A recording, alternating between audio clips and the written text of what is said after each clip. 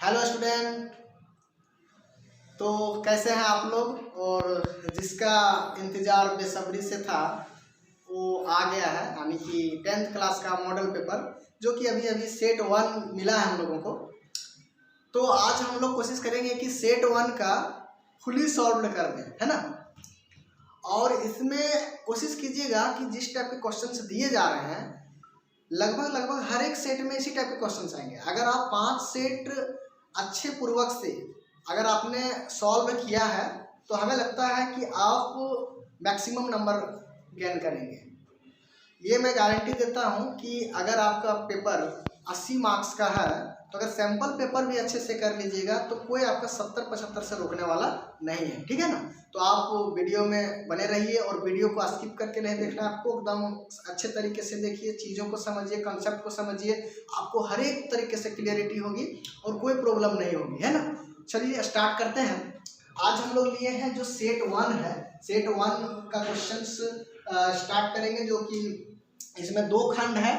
खंड ए में objective question के 40 क्वेश्चंस हैं और खंड बी में सब्जेक्टिव क्वेश्चंस होंगे, ठीक है ना। तो आज हम लोग जो बात करेंगे वो खंड ए की बात करेंगे, जिसमें 40 क्वेश्चंस को फुली सॉल्व करके आप लोग को अच्छे तरीके से बताया जाएगा, कंसेप्ट क्लियर कराया जाएगा, कैसे आपको क्वेश्चंस करने हैं ये बताया जाएगा, ठीक है। तो चलिए देखते हैं क्वेश्चन नंबर 1। क्वेश्चन नंबर 1 क्या कहा है बच्चों कि 140 का जो अभाज्य गुणनखंडों के गुणनफल के रूप में लिखा जा सकता है वो चारों में से कौन ऑप्शन है। इसको बनाने के बहुत तरीके हैं। बहुत बच्चे क्या करेंगे कि 140 का अभाज्य गुणनखंड निकालेंगे। अब बिल्कुल निकालिए, लेकिन ये सब एग्जाम में आपके पास बहुत कम समय मिलेगा, इसलिए कुछ ट्रिक भी बहुत जरूरी होती है, ठीक है ना। तो करना क्या है कि अभाज्य गुणनखंड मतलब ही क्या होता है कि अगर कोई नंबर है तो उसको गुणनखंड के रूप में लिखना है और संख्या किसकी होनी चाहिए, अभाज्य होनी चाहिए, है ना। अभाज्य संख्याओं के गुणनखंड से जो बना है ये कोई नंबर, यानी कोई नंबर है उसको हम लोग को गुणनखंड के रूप में लिखना है। और किसके रूप में, किसके गुणनखंड के रूप में, तो अभाज्य संख्याओं के गुणनखंड के रूप में, ठीक है। तो अब हम लोग देखते हैं कि इसको शॉर्टकट तरीका क्या है कि हम मल्टीप्लाई करके देखो, गुना कर करके देखो कि किसमें 140 आ रहा है, वही हम लोग का ऑप्शन होगा। जैसे देखना 3 दूनी 6, 6 5 30, 30 7 210, ये नहीं हुआ है ना, 210 आ गया। इसको 2 दूनी 4, 4 तिया 12, 12 पचे 60, ये भी नहीं होगा बच्चों, है ना। इस पे देखते हैं 7 पचे 35, 35 दूनी 70, 70 दूनी 140। इसका मतलब ऑप्शन सी हम लोग का करेक्ट होगा। वैसे बनाने का तरीका क्या है कि इसको हम लोग अभाज्य गुणनखंड करना शुरू कर देते हैं। कितना बार में जाएगा, 2 बार में 70 गया, 2 बार में 35 गया, है ना। 5 बार में जाएगा 5 7 35, 2 गुने 5 गुने 7 90। हम लोग का ऑप्शन सी होगा। लेकिन हम लोग को ऑप्शन देख करके कैसे हम लोग करेक्ट करेंगे, ये शॉर्टकट तरीका हुआ कि आपस में सबको गुना करके देखो कौन 140 आ रहा है, जो आएगा वही हम लोग का आंसर होगा। इस टाइप से क्वेश्चन कीजिएगा आप लोग, बहुत सारे क्वेश्चन प्रैक्टिस कीजिएगा ताकि जो भी सेट आने वाला सेट होगा इसी टाइप से क्वेश्चन डिजाइन किए होंगे। तो आप लोग को एक समझिए कि हर एक क्वेश्चन जो दिया गया है उसमें कम से कम 5-6 क्वेश्चन कम से कम आप लोग प्रैक्टिस करिएगा हर एक टाइप का क्वेश्चन। जैसे इस टाइप का क्वेश्चन हो गया और जो भी क्वेश्चन आएंगे उस पे मतलब उसी से रिलेटेड वैसे उसी तरह क्वेश्चंस क्या करना है आप लोग को प्रैक्टिस करना है, ठीक है। ये बात समझ में आया। अब दूसरा क्वेश्चन नंबर कह रहा है कि एक धनात्मक संख्या जिसको लिखा गया किसके रूप में, 6q + 5 के रूप में, तो संख्या निम्न में से क्या होगी। क्या परिमेय होगी कि विषम होगी, क्या अपरिमेय होगी कि सम होगी। देखो संख्या जो है उसको लिखा कैसे गया है बच्चों, ये ध्यान देना। संख्या को लिखा गया है 6q + 5 में। और q क्या चीज है, q चूंकि बोला कि धनात्मक संख्या है ये, तो q को क्या लेना पड़ेगा हम लोग को, q 0 1 2 3 4 ये सब लेने से ही धनात्मक आएगा। अगर मान लो कि अगर हम q का मान 0 रखते हैं तो 0 रखने से 5 मिला, ठीक है।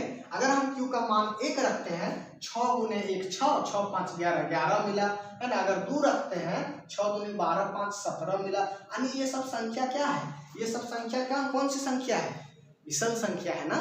देखो 5 11 17 ये सब क्या है, विषम संख्या है। तो हम कहेंगे कि हम लोग को जो इस टाइप का जो भी संख्या होगा वो एक विषम संख्या होगा, है कि नहीं। कितनी आसान है, तो एकदम तरीके से एकदम डिट्टू एक बार क्वेश्चन को ऑब्जर्व कीजिए और एकदम आंसर पे जाइए, है ना। ज़्यादा सोचने किंतु परंतु करने की कोई जरूरत नहीं है। अब इसके लिए बात करते हैं कि 5 + 2√3 किस प्रकार की संख्या है। देखो ये तो परिमेय हो गया और ये जो संख्या हो गया अपरिमेय हो गया। एक परिमेय और एक अपरिमेय को जोड़ेंगे तो हमेशा अपरिमेय संख्या आता है। ये बात रखना है ध्यान में कि अगर एक कोई परिमेय है और उसको हम किसके साथ जोड़ रहे हैं, अपरिमेय के साथ, तो ऑलवेज ये क्या मिलेगा, अपरिमेय मिलेगा। तो हम लोग का आंसर हो जाएगा बच्चों क्वेश्चन ऑप्शन नंबर सी, अपरिमेय। अब ये बात देखिए एकदम पूरा स्टेटमेंट से लिया गया है। क्या बोला, दो धनात्मक ए और बी इस प्रकार है, यह द्वितीय पूर्णांक संख्या क्यू तथा आर विद्यमान है तो निम्न में से कौन सा कथन सत्य है। ये यूक्लिड द्वारा जो था, क्या बोलते हैं, डिवीजन लेमा है ना, यूक्लिड के विभाजन सूत्र, ये क्या था, वही था ना हम लोग के पास कि ए ग्रेटर देन बी है तो ये बराबर बी क्यू प्लस आर लिखते हैं। तो इसमें जो करेक्ट होगा यानी जो इस टाइप का दिखेगा वही करेक्ट होगा, ए बराबर बी क्यू प्लस आर। यही था यूक्लिड विभाजन थ्योरम प्रमेय, है ना, यूक्लिड विभाजन प्रमेय था। ठीक है, तो कितना आसान है। और मैं इस टाइप के क्वेश्चंस भी बता चुका हूँ। जो क्वेश्चन नंबर 5 है, बोला है यदि किसी बहुपद के शून्यकों का योग, ये देखो शून्यकों का योग और गुणनफल दिया है, यानी शून्यकों का योग को हम कहते थे एस कितना दिया है 3 और गुणनफल को कहते थे पी कितना दिया है -2। तो बोला कि द्विघात बहुपद क्या होगा, तो इसका फार्मूला बताया था ना कि x² - sx + p, है ना, यही होता था द्विघात बहुपद, इसको कहते हैं px। अब देखो भाई x² लिख दिए, s कितना है जी, s है 3 तो हो जाएगा 3x और p कितना है -2 तो लिख देंगे -2। मैच करिए कौन वाला होगा, x² - 3x - 2, यानी ऑप्शन नंबर सी हम लोग का करेक्ट ऑप्शन होगा, है कि नहीं। अब देखते हैं कुछ क्वेश्चन हम लोग के पास है। क्वेश्चन नंबर 6 क्या करता है कि किसी बहुपद px के लिए ग्राफ आकृति में दिया गया है तो बहुपद के शून्यकों की संख्या कितनी होगी। पहले भी बताया था कि इस टाइप के क्वेश्चन में कि अगर मान लो कोई इस टाइप से ग्राफ दिया गया है तो हम लोग क्या देखते हैं कि px अगर लिखा है यानी px की बात बोला है ना, तो हम देखेंगे कि जो ग्राफ हुआ है, ये जो ग्राफ है वो x एक्सिस को कितने जगह पे काटा है और जितने जगह काटा है उसको गिनती कर लो और जितना गिन के आएगा उतना ही शून्यक होगा। तो क्लियरली हम लोग को दिख रहा है, पता चल रहा है कि एक्स एक्सिस को कितना जगह काटा है, 1 2 3, तो इसका जो शून्यक की संख्या होगी वो कितनी होगी, 3 होगी। तो 3 कौन है, डी में, है ना, बहुत आसान है। तो हमेशा याद रखना कि px रहेगा तो एक्स एक्सिस में कितना जगह काटा है उसको गिनना है। अगर ये चीज py रहता तब y एक्सिस को कितना जगह काटा है वो गिनेंगे, ठीक है ना, ध्यान रखना है। अगर px है तो x एक्सिस को कितना जगह काटा है टोटल काउंट करके वो आएगा, वही शून्य कहलाएगा। अगर py रहता तब क्या करते कि y एक्सिस को कितने जगह काटा है, तब फिर हम लोग y एक्सिस के काउंटिंग वाले को गिनते, तब बताते हैं उसका शून्य कितना होगा। अब इसमें बोला कि बहुपद इसका शून्य क्या होता है, शून्य निकालने के लिए बताया था कि जो है उसको पुट कर दो किसके बराबर, 0 के बराबर, ठीक है। तो यहाँ से क्या क्या कॉमन है, यहाँ भी 4u है, यहाँ भी 4u कॉमन ले लीजिए, 4u कॉमन ले लिया तो बचा यहाँ u + 2 = 0। तो 4 तो 0 हो नहीं सकता, तो कौन कौन 0 होगा, तो या तो u 0 हो जाए या तो u -2 हो जाए, यानी 2 शून्य। तो कौन कौन आंसर होगा, 0 और -2। तो ये बोला कि ये और सी होगा, ठीक है। अब बोला रैखिक समीकरण युग्म, ये रैखिक समीकरण युग्म है, एक पहला समीकरण है, ये दूसरा समीकरण है। मैं बोला कि अगर a1/a2 b1/b2 और c1/c2 तीनों बराबर हो गया तो हम बताए थे कि अगर ऐसा हो जाए कि a1/a2 नॉट b1/b2, अगर ऐसा होता है तो उस समय हम क्या कहते हैं कि अद्वितीय हल है। क्या होता है, अद्वितीय हल। इस केस में अद्वितीय हल अगर ऐसा हो जाए कि a1/a2 बराबर b1/b2 लेकिन c1/c2 के बराबर नहीं है तो इस केस में कोई हल नहीं। क्या लिखेंगे, कोई हल नहीं। और अगर तीनों बराबर हो गया बच्चों a1/a2 b1/b2 और c1/c2, तब इसमें बोलेंगे अनेक हल। तो हमारे पास तो अभी इस दिया है a1/a2 बराबर b1/b2 बराबर c1/c2, इसका मतलब अनेक हल होगा। और भी संभावित क्वेश्चन हो सकते हैं, कोई हल के लिए नहीं और अद्वितीय हल के लिए, है कि नहीं। तो ऐसे हम लोग अपने से क्वेश्चन अरेंज करने की कोशिश करें कि और क्या क्या क्वेश्चन बन सकता है, समझे ना। अगर इस तरह से स्टडी करेंगे तो आपको एक भी क्वेश्चन मिस्टेक नहीं होगा, गलत नहीं होगा, ठीक है ना। अब इसी को यूज के इसको देखना है। अब हम बोले थे अद्वितीय हल होता है तो क्या करेगा, दोनों लाइन एक दूसरे को काटेगा, प्रतिच्छेद करेगा। अगर अद्वितीय हल है तो अगर मतलब ऐसा केस आता है तब दोनों लाइन आपस में क्या करेगा, प्रतिच्छेद करेगा। और अगर कोई हल नहीं है तो दोनों लाइन क्या होगा, समानांतर होगा। अगर अनेक हल है तो एक लाइन के ऊपर में ही दूसरा लाइन होगा। तो इसकी बात करते हैं समीकरण इसके लिए, तो हम वही a1/a2 निकाल के देखते हैं। तो ये 6 है, ये 6/3 हो गया है ना, यहाँ से -2/-1 हो गया, और यहाँ से 9/12 हो गया है ना। इसको निकाल के देखते हैं क्या आ रहा है। ये हुआ a1/a2 का मान, ये कितना आया 2 है ना। ये हो गया तुम्हारा b1/b2 का मान, ये भी कितना आया 2, और ये c1/c2 का मान ये कितना आ रहा है 3 3 9 3 4 12 3/4। तो क्या देख रहे हैं कि a1/a2 जो है वो b1/b2 के बराबर है, लेकिन c1/c2 के बराबर नहीं है। तो कौन वाला पहुंच गए, ये कोई हल वाला में नहीं। और कोई हल वाला में नहीं में क्या होता है, समानांतर होता है। कोई हल नहीं मतलब काटेगा ही नहीं, तो हल कहाँ से होगा, काटेगा तबे हल होगा। एक जगह काटेगा तो एक हल, और पूरा एक दूसरे को ओवरलैप कर लेगा तो अनेक हल। समझ रहे हो ना। जैसे अगर हम मान लो 2 मार्कर रखते हैं, ठीक है, 2 मार्कर, ये मान लो एक लाइन ये है, एक लाइन ये है। अगर मान लो, कहने का मतलब कि अद्वितीय हल कब होगा, अद्वितीय हल तभी होगा जब ये दोनों लाइन आपस में कहीं ना कहीं कट करेगा, तभी एक ही हल मिलेगा। जितना जगह कट करेगा उतना हल। तो ये एक जगह कट कर रहा है, 2 लाइन आपस में क्या क्या हो सकता है, या तो दोनों एक दूसरे को काटेगा, या तो एक दूसरे को पैरेलल होगा, इसको समानांतर कहते हैं। ये जैसे चल रहा है ऐसे भी ऐसे चलता चला जाएगा, ऐसे ऐसे है ना। और क्या हो सकता है कि एक दूसरे को ओवरलैप हो जाए, एक के ऊपर एक हो जाए। तो 2 लाइन आपस में 3 ही तरीके से रह सकते हैं, या तो एक दूसरे को काटे, एक दूसरे को पैरेलल, या एक दूसरे के ऊपर, है ना। तो कब होगा अद्वितीय हल, जब a1/a2 जो बराबर नहीं होना चाहिए b1/b2 के, तो इस समय ऐसे काटेगा, ठीक है।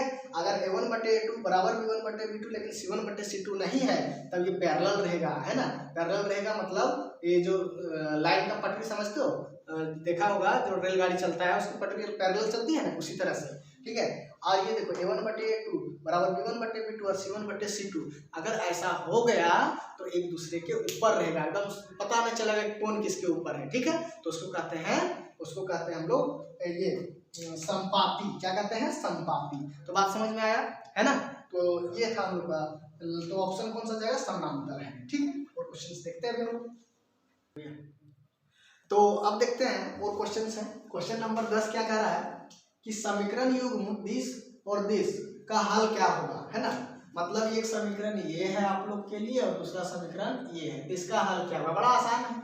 हम लोगों ने क्या कौन सा विधि पढ़ा है, विलोपन विधि। विलोपन विधि से हम लोग क्या करते हैं कि दोनों को बराबर करेंगे, है ना। तो सब तो बराबर ही दिख रहा है ना, इसको जोड़ दो। जोड़ने पर क्या होगा, जोड़ने पर होगा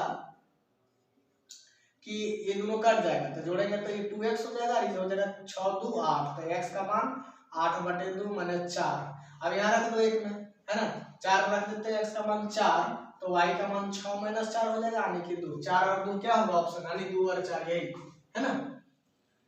तो 2 और 4, x का वैल्यू 4 होगा, x का वैल्यू 4 और y का वैल्यू 2, दोनों ऑप्शन मैच कर रहा है। देखिएगा 4 2 वाला ही होगा हम लोग का, है ना। ये 4 और 2 ये भी चलेगा, कोई दिक्कत नहीं। अगर यहाँ लिखा रहता कि x बराबर 2 और y बराबर 2, तभी गलत हो जाता है, तब ये सही हो जाता है, x बराबर 4 और y बराबर 2, यानी ऑप्शन डी लिख लेते हैं, ठीक है। अब इसमें पूछा कि निम्नलिखित में कौन सा द्विघात समीकरण है। अब द्विघात समीकरण के लिए हम लोग क्या जानते हैं कि अगर इस टाइप वाला हो जाए, ax² + bx + c = 0 के रूप वाला हो जाए, तो क्या कहलाता है द्विघात समीकरण। चेक करते हैं ये क्या वैसा है क्या।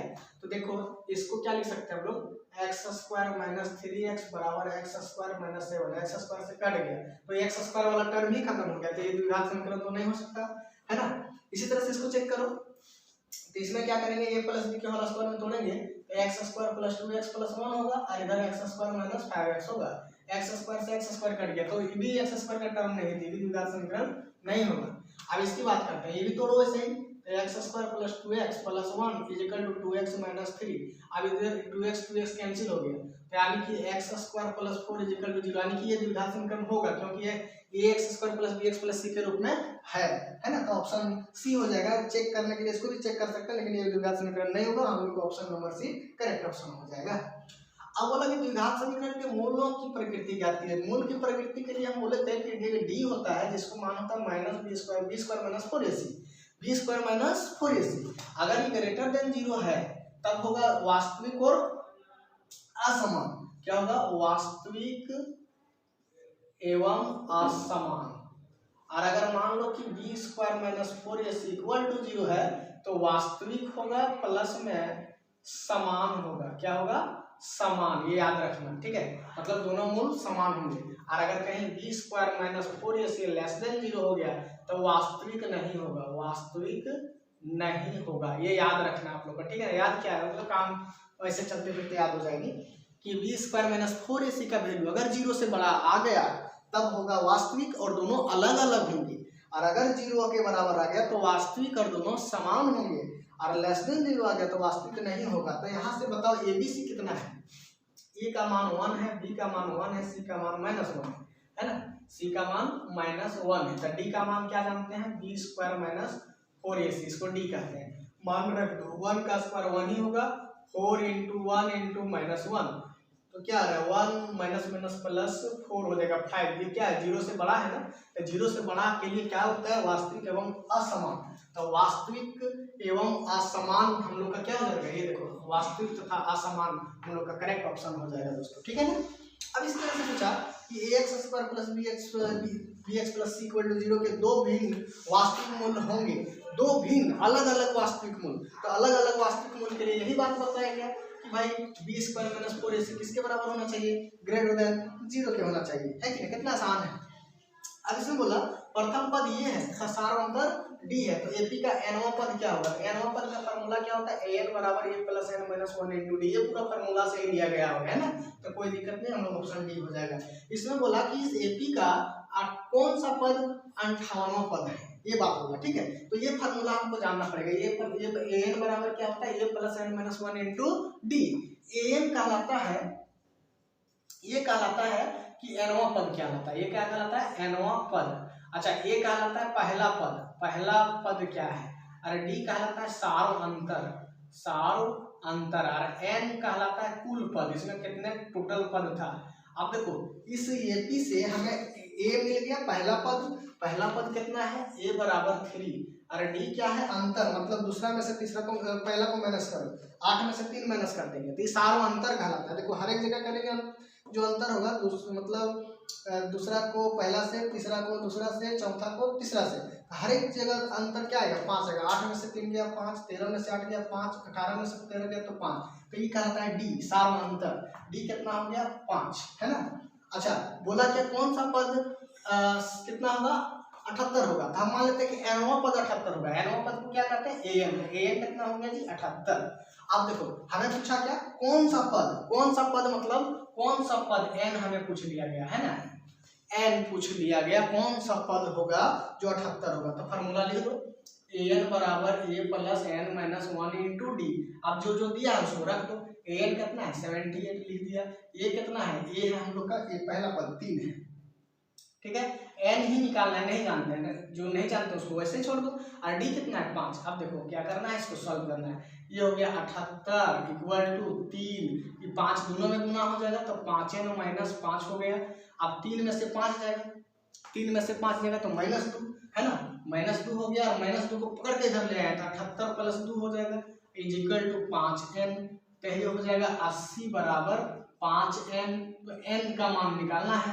n का मान क्या हो जाएगा 80/5, कितना बार में कटेगा 16 बार में, 16 × 85, यानी कि 16वां पद जो होगा हम लोग का 78 होगा, यानी कि इस कहने का मतलब कि इसमें 5 जोड़ते जाएंगे तो कौन सा पद में जाकर के 78 मिल जाएगा, तो भाई 1 2 3 4 इस तरह से 16वां पद जो होगा वो क्या होगा 78 होगा। ये हो गया निकालने का तरीका। इसमें जब हम लोग क्वेश्चंस, बहुत सारे क्वेश्चंस कराएंगे, लेकिन मॉडल सेट का था तो आप लोग कहीं ना कहीं ये पढ़े भी होंगे, नहीं पढ़े होंगे तो मैं पढ़ाऊंगा, टेंशन मत लीजिएगा इसके लिए, ठीक है ना। अब बोला हम गलती से 14 नंबर नहीं लिख पाए थे, 14 नंबर नीचे है द्विघात समीकरण, इसका क्या निकालना है, विभक्तर क्या होगा, विभक्तर मतलब डी क्या होगा, थोड़ा सा मिटा लेते हैं है ना, डी क्या होगा ये फाइंड करना है, ठीक है। डी का फार्मूला अभी जस्ट मैंने लिखा था कि डी का फार्मूला जो होता है बी स्क्वायर माइनस 4ac होता है, डी का फार्मूला क्या होता है जी, विभक्तर को डी कहते हैं, बी स्क्वायर माइनस 4ac।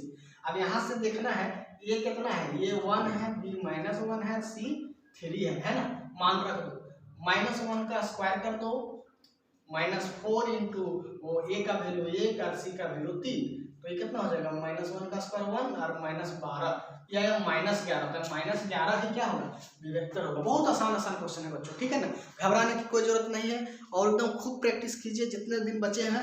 हमें इतना कॉन्फिडेंस है आप लोग में कि आप लोग 80 में से 80 क्वेश्चन अच्छे से कर पाओगे, 80 में से 80 नंबर अच्छे से लाओगे और डेफिनेटली 75 प्लस करोगे। मेरे गाइडलाइंस को फॉलो कीजिए, एकदम बेनिफिट मिलने वाला है। तो और क्वेश्चंस हैं हमारे पास, वो देखते हैं। क्वेश्चन नंबर 16 था, जो 17 पहले ले लिए थे, गड़बड़ से 16 लिखना पड़ रहा है हम लोग को, कि एक एपी दिया है जिसका पहला पद 10 है, दूसरा 7 है, तीसरा 4 है, इस तरह से एपी दिया गया है। तो तीसवां पद निकालना है, ठीक है। तो देखो तीसवां पद निकालने के लिए हम लोग फार्मूला लगाए थे, एनएच पद का क्या होता है a + n - 1 × d। हमें क्या निकालना है तीसवां पद, यानी n के जगह 30 रखना है, ये 30 निकालना है। तो इसका फार्मूला आता है a + 29d, एक कम n था तो n - 1, तो 30 है तो 30 - 1 यानी 29d हो जाएगा। और यहाँ से बोलो a का मान हो गया 10 और d का मान कितना हो जाएगा, d का मान 7 में से 10 को घटाओ -3, यानी a का मान 10 और d का मान -3 रख लो, ठीक है ना। ये 30 बराबर a का मान हो जाएगा 10 और d का मान 29 × -3 है। अब इसको काम करते हैं, मल्टीप्लाई, प्लस माइनस होगा, 9 × 27, 3 दूनी 6 और 2 8। अब इसको माइनस करते हैं तो ये आएगा -77। तो हम लोग का ऑप्शन नंबर सी क्या हो जाएगा, करेक्ट ऑप्शन हो जाएगा। तो फार्मूला याद रखना है और बहुत इजी है, बहुत इसमें हम लोग जब चैप्टर में बात जाएंगे तो बहुत आसान तरीके से एकदम डिटेल से बताया जाएगा सारी चीजों को, ठीक है।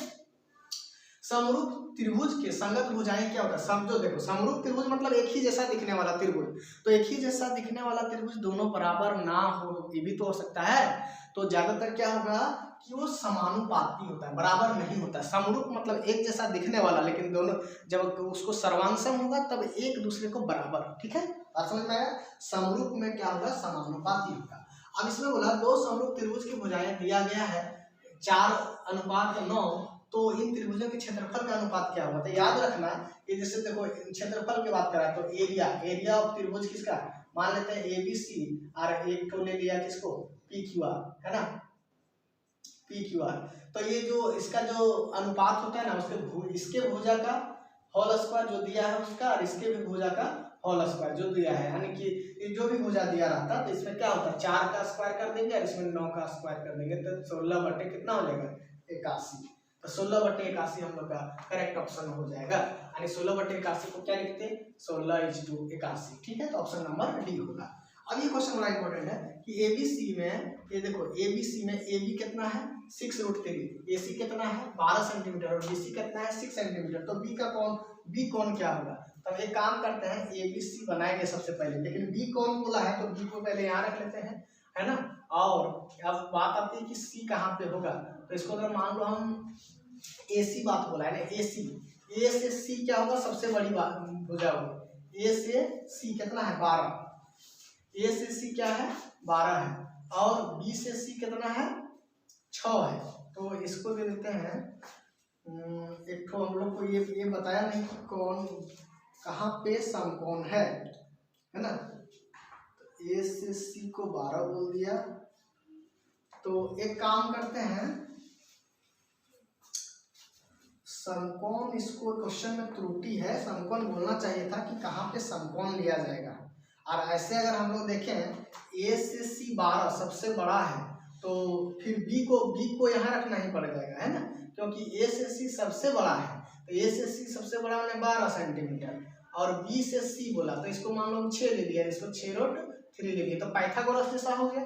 तो इसका स्क्वायर प्लस इसका स्क्वायर करेंगे तो ये आ जाएगा, ठीक है। यानी B को क्या होना पड़ेगा 90 डिग्री होना पड़ेगा, यानी कि ऑप्शन नंबर C हम लोग का करेक्ट ऑप्शन होगा, ठीक है। अच्छा, अब बोला कि मूल बिंदु से P का दूरी फाइंड करो। मूल बिंदु मतलब क्या होता है, जैसे कोई हम लोग क्या लेते हैं इसको x एक्सिस y एक्सिस कहते हैं ना, इसको ये हो गया x एक्सिस, इसको x डैश, इसको y और इसको y डैश। ये 0 0 जो कहलाता है यही कहलाता है मूल बिंदु। अब जो P3,4 है, मान लो कि यहाँ से यहाँ चले 3 और यहाँ से यहाँ चले 4, तो ये हो गया P3,4। यहाँ से दूरी निकालना है, तो दूरी सूत्र तो जानते ही हो, क्या जानते हैं 3 माइनस क्या होता है 0 का होल स्क्वायर प्लस 4 माइनस 0 का होल स्क्वायर, यानी कि √9 + 16 यानी हो जाएगा 25 और इसका वर्गमूल 5 होता है, तो 5 मात्रक हम लोग का आंसर हो जाएगा, है ना। अब बोला कि इन बिंदुओं को मिलाने वाले रेखाखंड का मध्य बिंदु क्या होगा, मध्य बिंदु वाला फार्मूला लगा दो। मध्य बिंदु वाला फार्मूला क्या था, आप लोग को पता होगा या नहीं पता होगा तो अभी पता हो जाएगा कि अगर मान लो कि एक ए है पॉइंट, इसको कहते हैं x1, y1, और बी एक पॉइंट है, इसको कहते हैं x2, y2, है ना। और अगर मान लो कोई पॉइंट P है जो ए और बी के क्या है, बीचों बीच है, और बीचों बीच जब रहता है तो इसको 1:1 में विभाजन करेगा। तो इस समय जो फार्मूला था Pxy का, इसका बड़ा बढ़िया फार्मूला था, x1 + x2 को जोड़ दो और 2 से डिवाइड कर दो, y1 + y2 को जोड़ दो और इसको 2 से डिवाइड कर दो। तो अब यहाँ पे पॉइंट कौन कौन दिया है, 2, 5 और 4, 7, तो ये 4 और 2 को जोड़ दो, तो 4 + 2 बटे, तो ये भागा कर दो 2 से, फिर 5 + 7 भागा 2, यानी इसको जब भागा करेंगे तो कितना मिलेगा 3, और इसको भागा करेंगे कितना मिलेगा 6, यानी कि ऑप्शन नंबर सी हम लोग का करेक्ट ऑप्शन बन जाएगा।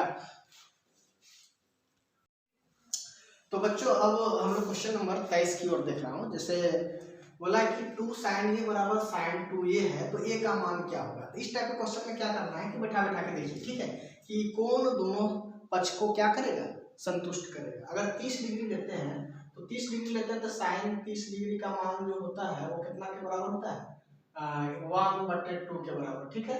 और sin 2 × 30 करते हैं, यानी sin 60 का वैल्यू, इसका वैल्यू √3/2 होता है। क्या दोनों पक्ष बराबर करेगा। अगर a का मान 30 लेंगे तो 2 × 1/2, तो इसका वैल्यू आया 1 और इसका वैल्यू आ रहा है कितना √3/2, तो बराबर नहीं है, तो ये ऑप्शन नहीं होगा। इसी तरह से इसको चेक कीजिएगा तो ये नहीं होगा। 0 लेने पर sin 0 का मान 0 हो गया, इधर भी क्या होगा 0 होगा, यानी 0 = 0, यानी कि ऑप्शन सी करेक्ट हो जाएगा।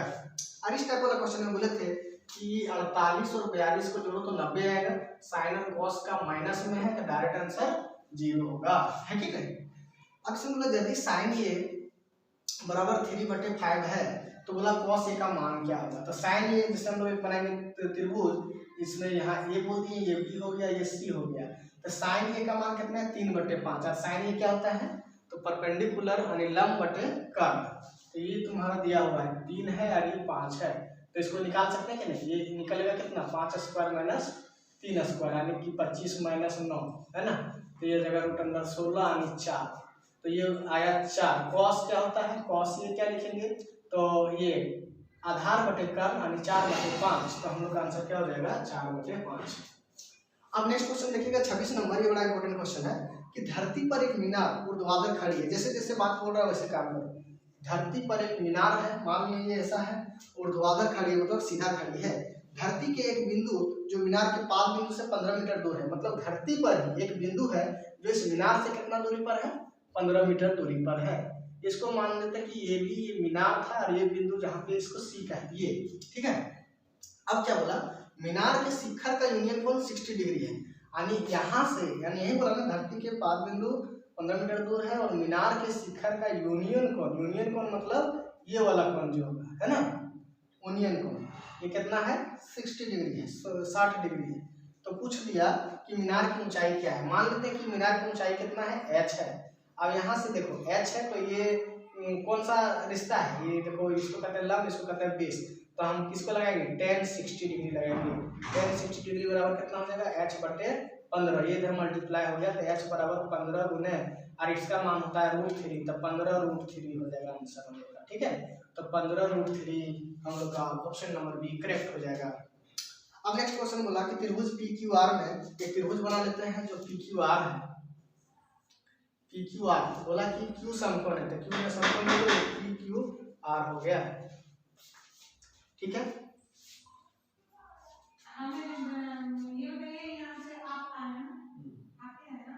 यहाँ रात में दरवाजा बंद होता है सेफ्टी के लिए, ठीक है। अब हम जब भी दरवाजा हम बंद करते